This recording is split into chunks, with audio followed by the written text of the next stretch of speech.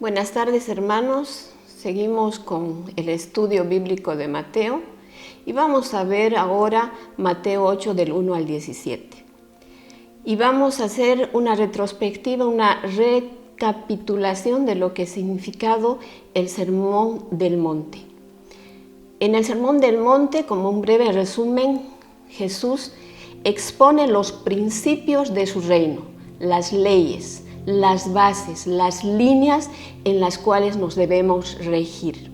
La oportunidad de cambio a través de su Espíritu Santo nos da la oportunidad de que haya un cambio a través del Espíritu Santo donde nuestro corazón pueda ser renovado. Nos muestra también su poder, todo ese poder tan grande que Él tiene.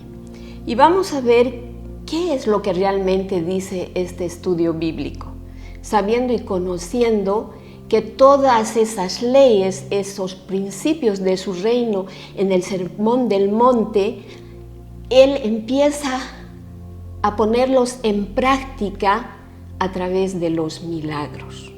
Entonces vamos a ver que Mateo recopila una serie de milagros que demostraban que aquel que presentó la ética también el poder para convertirla en realidad. En Juan 15:5 nos dice: yo soy la vid, vosotros los pámpanos. El que permanece en mí y yo en él, éste lleva mucho fruto, porque separados de mí, nada podéis hacer. ¿Qué nos estaba diciendo con esto? Que no podemos ser hombres solos, que siempre tenemos que estar junto a Él. También podemos ver otra característica importante de lo que quería Mateo expresar a través de todos los milagros que iba a hacer Jesús, que tenía una tendencia de seguir los movimientos de Jesús. Más que nos presenta unos milagros de forma cronológica, nos está mostrando de una manera diferente, de una manera lógica. Y podemos ver que se nos presenta 12 milagros, pero hoy vamos a ver solamente 3 milagros. También demostró que cuando Él reine sobre la tierra tendrá el poder para imponer las leyes de su reino. Cristo actúa a través de su Espíritu Santo, el cual nos guía a tomar buenas decisiones aceptables para Dios. Y para poder un poco más entender de lo que significa el poder, esa manifestación que tiene que verse, tenemos que comprender primeramente qué significa poder. Viene de dinamis, que significa solo la fuerza o poder, en tanto que exousia denota un derecho o potestad delegados con el poder necesario para ponerlo en vigor. O sea, es como que nos dice que el poder que Él tiene es delegado, es un derecho y que tiene fuerza, vigor. Eso es lo que nos está diciendo. No es solamente un mero poder, una fuerza, sino es algo más trascendente, con mayor fuerza. Y esta manifestación de su poder nosotros lo vamos a poder, como decía anteriormente, a través de sus milagros, la forma práctica como Él nos va a dar en su enseñanza. Y vamos a ver de forma resumida 6 a 7 milagros. La sanidad del leproso, como ustedes pueden ver, la sanidad del siervo del centurión, la sanidad de la suegra de Pedro, la expulsión de demonios, calma de los vientos y el mar y la expulsión de demonios. ¿Cuál es la acción en cada uno de estos, como podemos ver? Cuando hablamos de la sanidad del leproso, dice que el Señor le tocó. ¿Y qué tipo de sanidad hubo? Era una sanidad de algo muy grave, de una enfermedad humana grave. También podemos ver cuando sana al siervo del centurión, que lo hace en la distancia. No necesita tenerlo cerca para poder hacer ello. No tuvo el contacto físico, también le sana de una enfermedad. Cuando hablamos de la sanidad de la suegra de Pedro, dice que él tocó su mano. Otra forma de hacerlo, tocó solamente la mano, porque la suegra tenía un dolor, tenía fiebre, ¿verdad? También podemos ver a un Jesús expulsando demonios. Ahí podemos ver que Jesús se introduce en el mundo de los espíritus, donde había posesión. La calma de los vientos y el mar actuó en las esferas de la naturaleza. Demostró su poder sobre las fuerzas naturales. También expulsó demonios, como los 2 demonios gadarenos, caso muy difícil en el reino de los espíritus, pero Él lo hizo. Y así podemos ver que hay otros milagros, ¿verdad? Como decíamos, había 12 milagros, pero ahora solamente vamos a tratar 3 y primeramente vamos a entrar a lo que es el primer milagro. Jesús sana al leproso. Cuando hablamos de Jesús sana al leproso, vamos a poder ver en Mateo 8, 1, 4 y vamos a dar lectura de lo que significan estos versículos. Cuando descendió Jesús del monte, le seguía mucha gente. Y aquí vino un leproso y se postró ante él diciendo: Señor, si quieres, puedes limpiarme. Jesús extendió la mano y le tocó diciendo: quiero, sé limpio. Y al instante su lepra desapareció. Entonces Jesús le dijo: mira, no lo digas a nadie, sino ve, muéstrate al sacerdote y presenta la ofrenda que ordenó Moisés, para testimonio de ellos. ¿Qué características nosotros vamos a ver en Mateo 8 del 1 al 4? En esa sanidad que hubo en el leproso. Primeramente tenemos que ver qué era la lepra. Era una enfermedad inmunda debido a un pecado. ¿Qué tenía que ser el leproso para que se dictamine esta enfermedad? Tenía que pasar 14 días en su casa, en un lugar encerrado, porque primeramente aparecían unos puntos rojos y para ver si era lepra o no, tenía que estar encerrado 14 días. Y eso es lo que aconteció, pero imagínense 14 días encerrado. Y si tenía la lepra, ¿qué significa? Perder su familia, perder a sus hijos, perder todas sus relaciones sociales. Y además era como una maldición que él tenía que decir cuando salía, tenía que decir si se chocaba con alguna gente o se cruzaba, tenía que decir: inmundo, inmundo, él con sus palabras. Imagínense lo que era. Pero Dios, Jesús, le sana.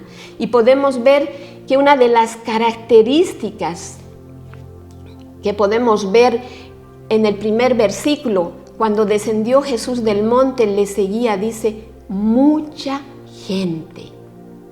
Y aquí se postró, dice, diciendo ante él: Señor, si quieres, puedes limpiarme. ¿Qué denotamos aquí como una característica si nos vamos al cuadro donde está mejor explicado? Quiero. Le estaba diciendo con humildad: si tú quieres. Dio la dirección Jesús. No digas a nadie, muéstrate ante el sacerdote, haz ofrenda para testimonio de ellos. ¿Qué podemos ver en este leproso? Pecado, porque la enfermedad era eso. Podemos ver en este que estaba enfermo mucha fe. Reconoció la autoridad de Cristo y la voluntad de Dios. Porque dice en el versículo 2, dice: si quieres, puedes limpiarnos. ¿Cuántos de nosotros tenemos esa actitud de humildad y de decirle: Señor, ¿quieres? O muchas veces nosotros en nuestra vida diaria le pedimos, le decimos: Señor, sáname, cuando en realidad debemos tener la actitud del leproso de decirle: si quieres, puedes limpiarme, si quieres, puedes sanarme. Y algo bien interesante que vemos en Jesús es que Él nunca se negó. Nunca se negó y le dijo, quiero. Él contestó, quiero sanarte. Y le tocó. No tuvo asco, no tuvo repugnancia. Él agarró y le tocó. Y al instante que dice en el versículo 3 que la lepra desapareció. Pero Dios ahí da un mandato que le dice, no digas a nadie, sino ve y muéstrate al sacerdote y presenta la ofrenda, dice como en el versículo 4 que ordenó Moisés, que haga la ofrenda como era su costumbre para testimonio a ellos, porque Él quería, Jesús, que supieran los sacerdotes de todo lo que el Padre le estaba mandando hacer aquí en la tierra, para testimonio. También podemos ver en Marcos algo que llama la atención, que no está en ninguno de los versículos de Mateo, y dice Marcos 1:45. Pero ido él, comenzó a publicarlo mucho y a divulgar el hecho, de manera que ya Jesús no podía entrar abiertamente en la ciudad, sino que se quedaba afuera, en los lugares desiertos, y venían a él de todas partes.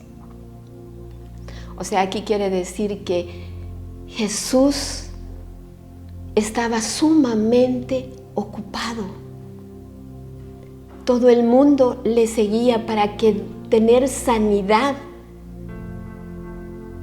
Pero él tenía un tiempo y se quedaba en los lugares desiertos. Un tiempo, como dice en Lucas 5:15. Pero su fama se extendía más y más y se reunía mucha gente para oírle y para que le sanase de sus enfermedades. Mas él se apartaba a lugares desiertos y oraba.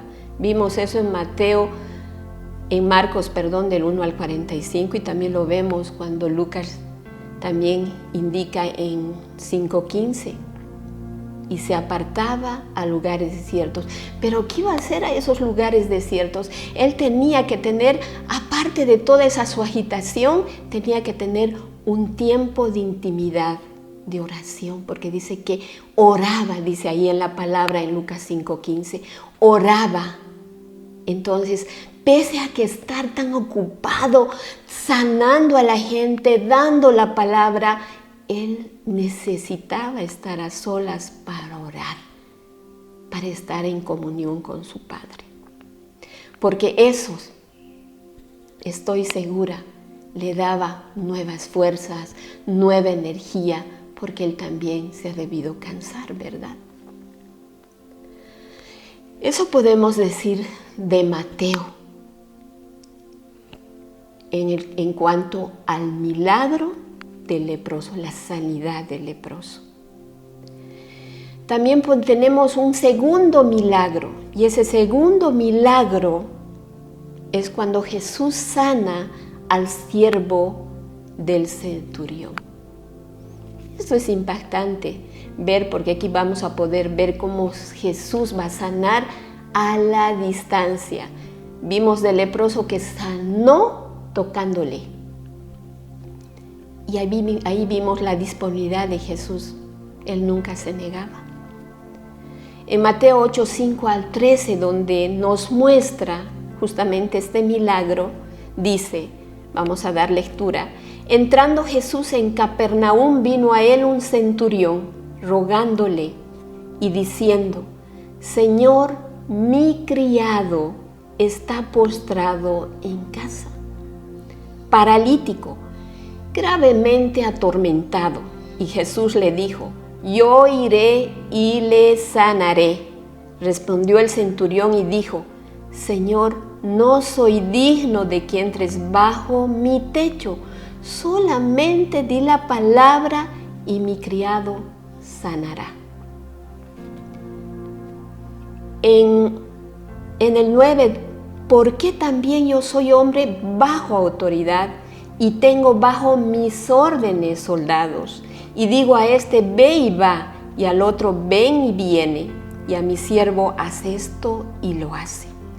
Al oírlo, Jesús se maravilló y dijo a los que le seguían, de cierto os digo que ni aun en Israel he hallado tanta fe. Y os digo que vendrán muchos del oriente y del occidente y sentarán con Abraham e Isaac y Jacob en el reino de los cielos.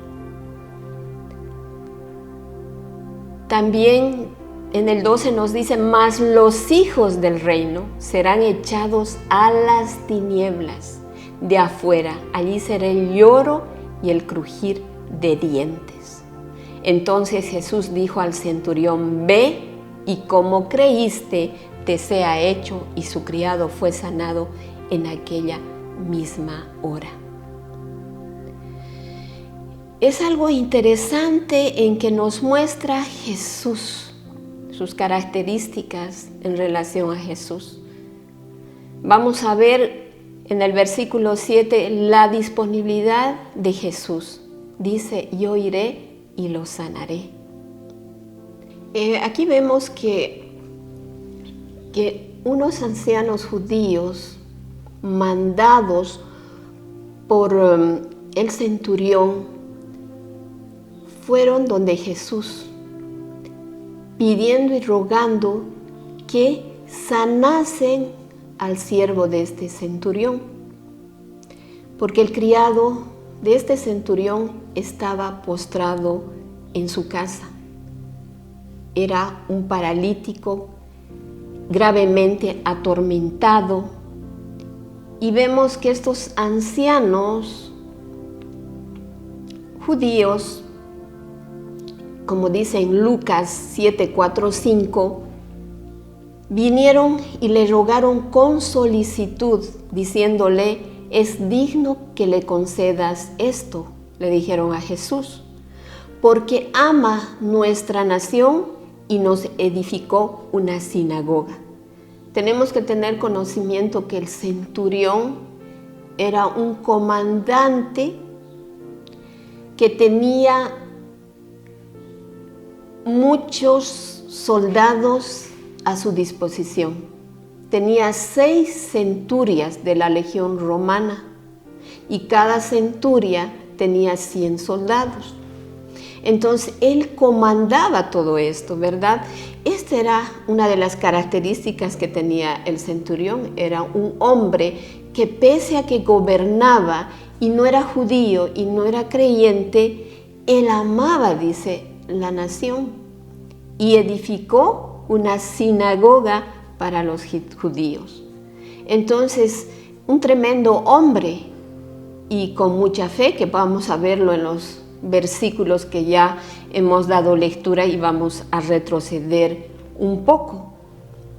Entonces vemos aquí que Jesús va y dice, voy a ir.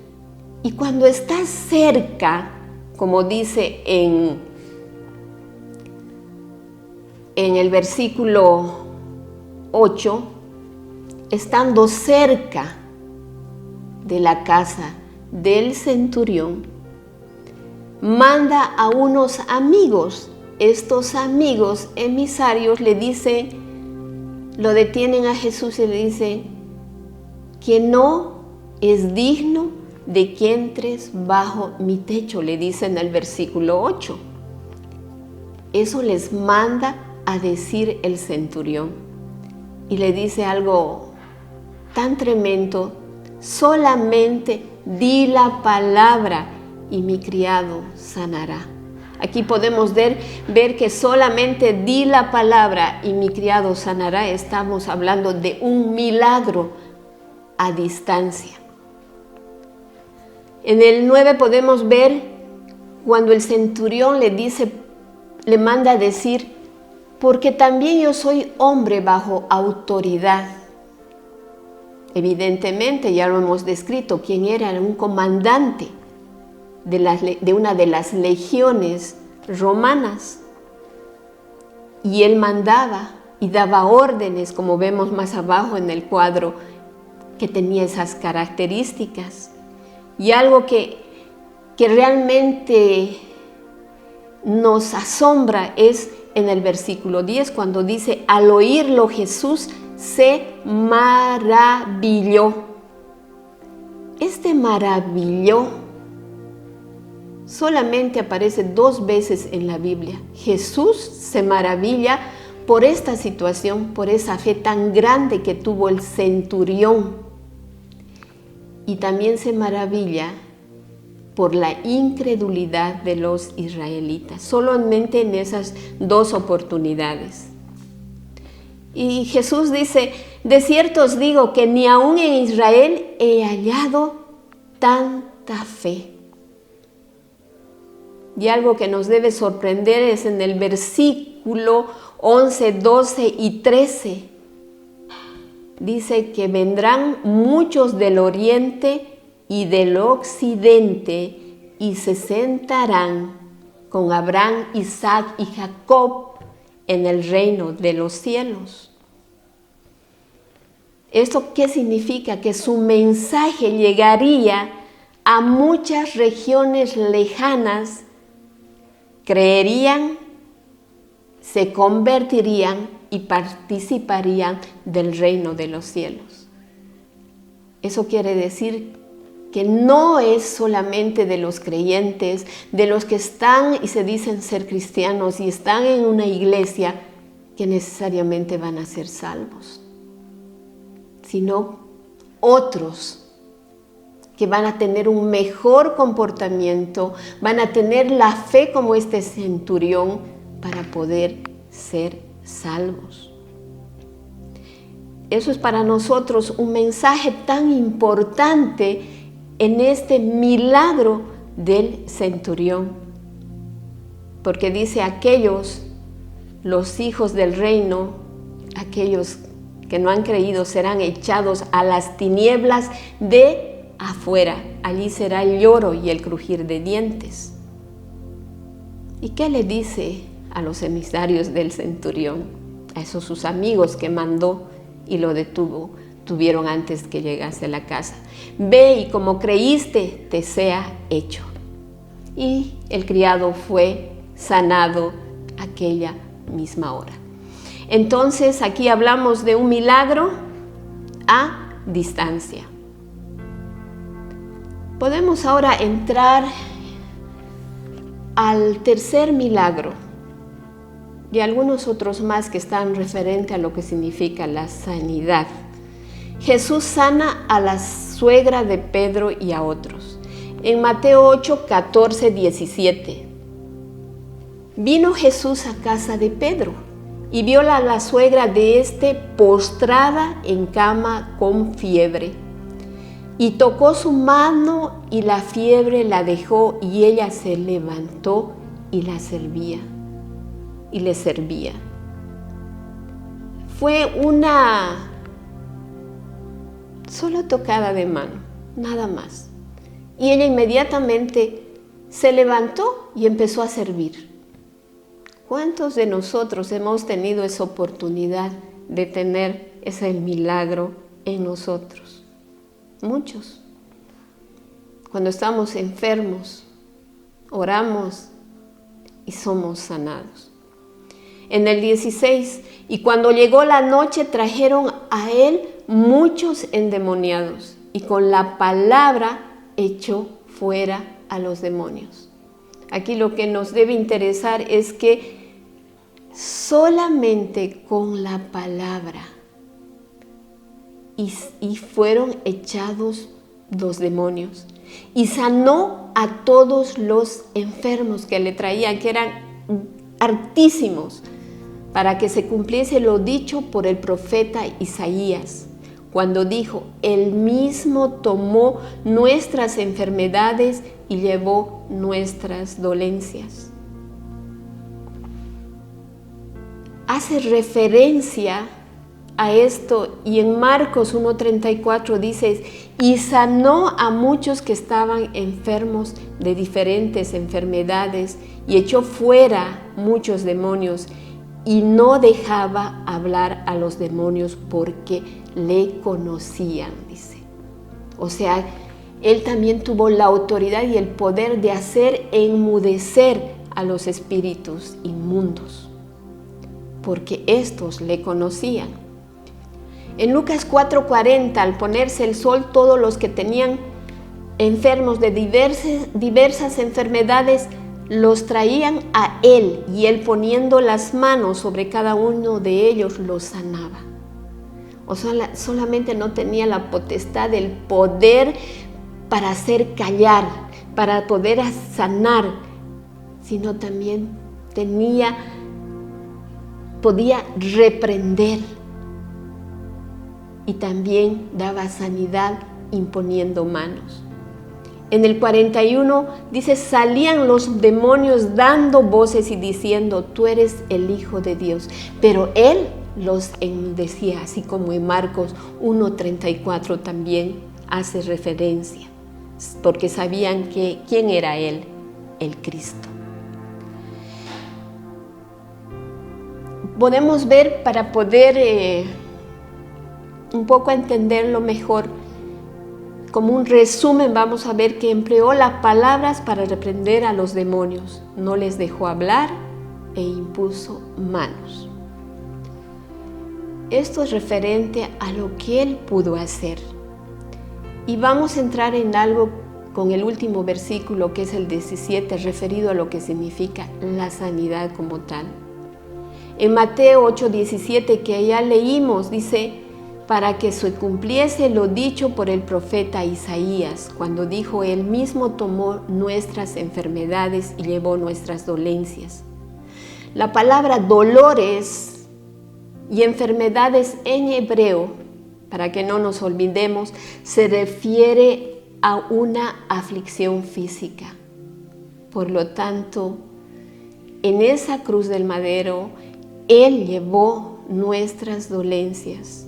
No solamente él nos liberó del pecado, de las transgresiones, de las maldades que teníamos, sino también, como en Isaías 53:4-5 dice, ciertamente llevó nuestras enfermedades y sufrió nuestros dolores, y nosotros le tuvimos por azotado, por herido de Dios y abatido.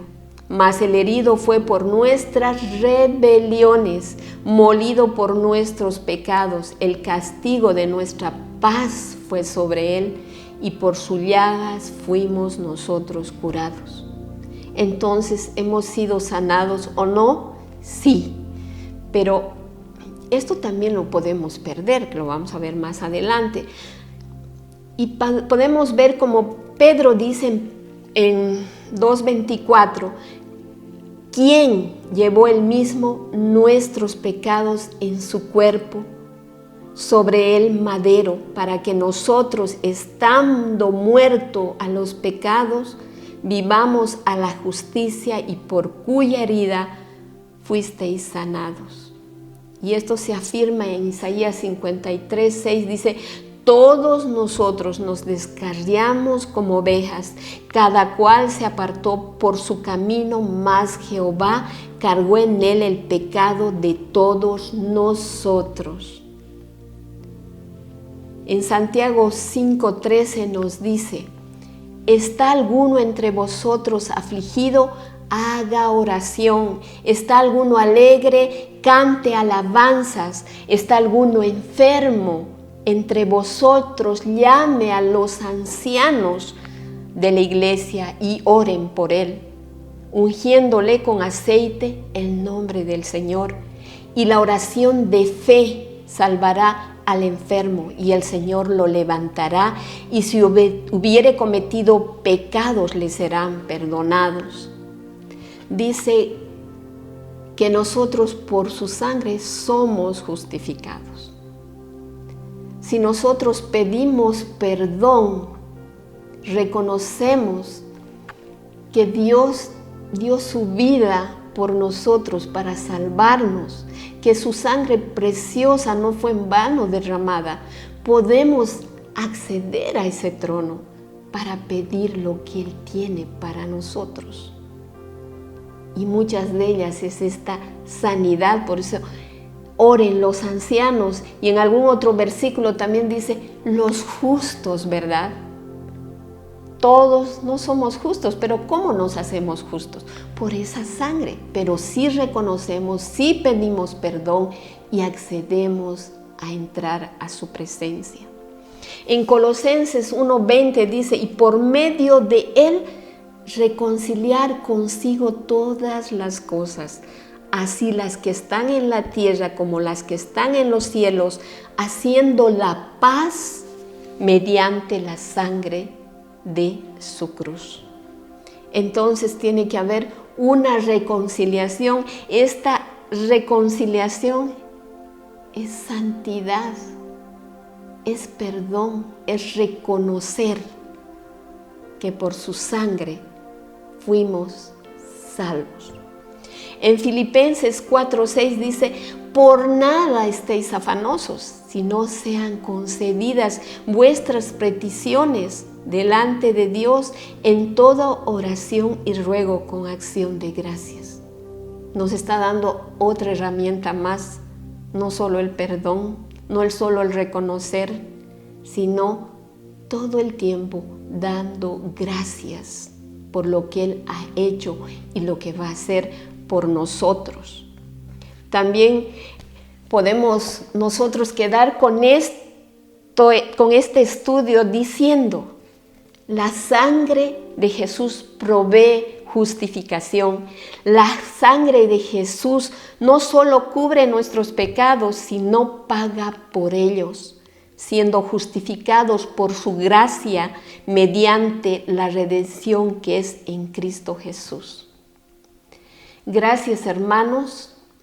Espero que este estudio bíblico de Mateo 8 del 1 al 17 haya servido para edificación de sus vidas.